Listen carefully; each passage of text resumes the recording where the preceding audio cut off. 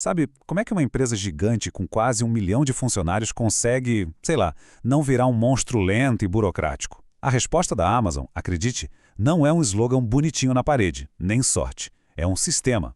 Um sistema de processos super rigorosos. E é isso que a gente vai ver aqui. Nesta análise do livro Obsessão pelo Cliente, vamos desmontar, peça por peça, os mecanismos que fazem essa máquina de inovação da Amazon girar sem parar. Ok, o nosso roteiro é o seguinte. Primeiro, a gente vai entender um paradoxo que a Amazon encarou de frente. Depois, vamos mergulhar nas três grandes soluções deles. O processo Working Backwards, a famosa estrutura das equipes de duas pizzas e o motor que eles chamam de Flywheel. E no final, a gente amarra tudo para ver como esses princípios podem ser aplicados.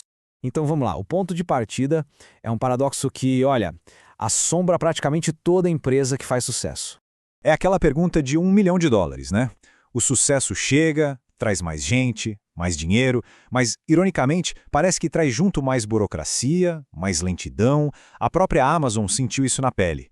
Eles perceberam que o pessoal estava gastando um tempo precioso em reuniões de coordenação, em vez de, sabe, estar lá construindo coisa nova.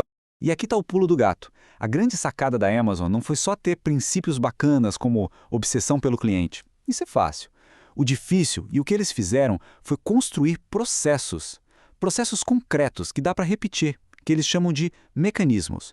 São esses mecanismos que forçam todo mundo a viver esses princípios no dia a dia, não só a falar sobre eles.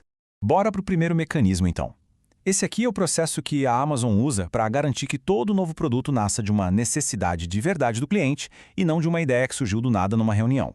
A ideia central é até simples, mas é de uma força. Em vez de olhar para dentro e perguntar no que a gente é bom, eles olham para fora e perguntam o que o cliente está precisando. A abordagem deles, como o livro deixa bem claro, sempre foi essa. Começa pelo cliente e vai trabalhando de trás para frente. Mesmo que isso signifique ter que aprender a fazer algo que a empresa ainda não sabe.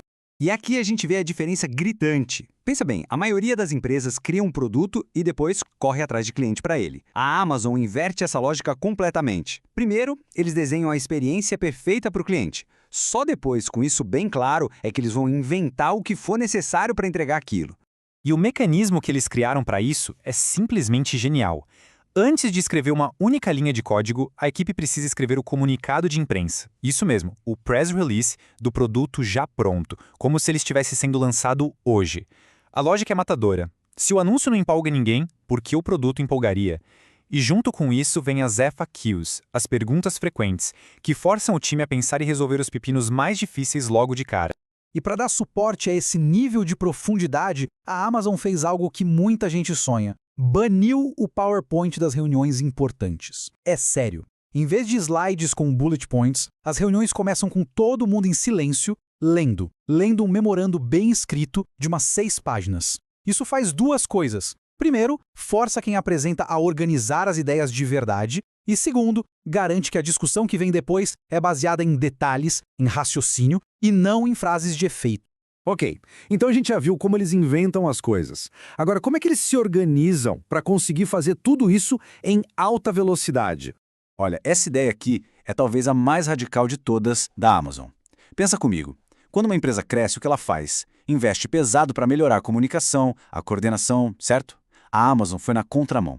Eles chegaram à conclusão de que a solução não era coordenar melhor, mas sim eliminar a necessidade de coordenação sempre que desse. E a solução para isso foi a famosa equipe de duas pizzas.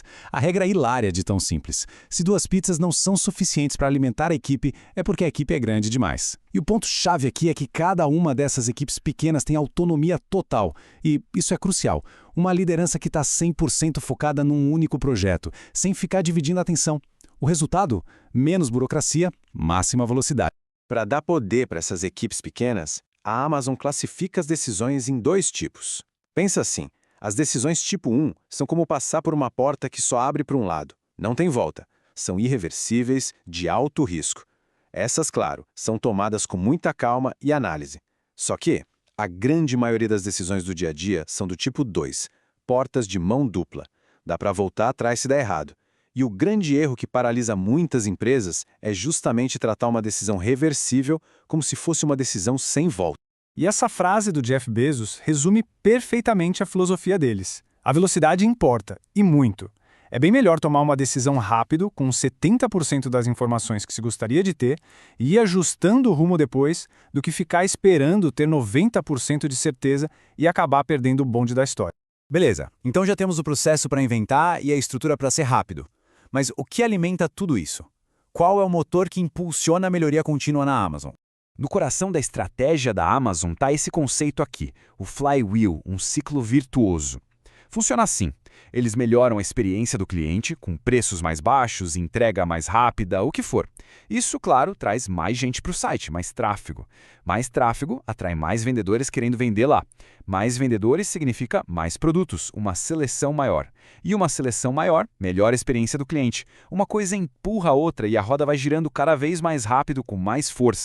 E o mecanismo para ter certeza que essa roda continua girando é a tal da revisão semanal de negócios, a WBR. É uma reunião super intensa e totalmente focada em dados, em operação. Ninguém está lá para discutir novas estratégias mirabolantes. O papo é reto, analisar os números da semana que passou, entender por que algo saiu do planejado e ir fundo para achar a causa do problema.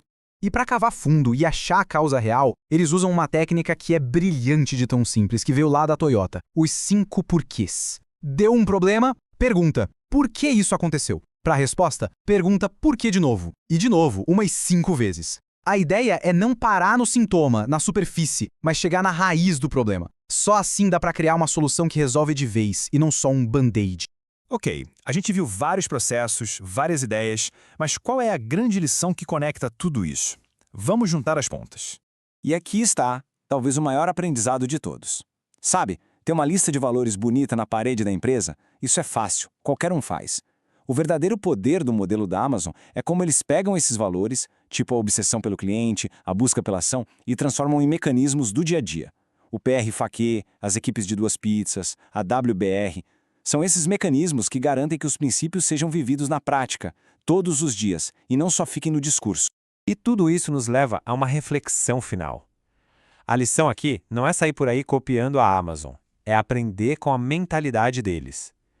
Se todo grande princípio precisa de um mecanismo concreto para existir de verdade, fica a pergunta: qual é o mecanismo mais importante que uma organização precisa inventar hoje para servir melhor os seus clientes?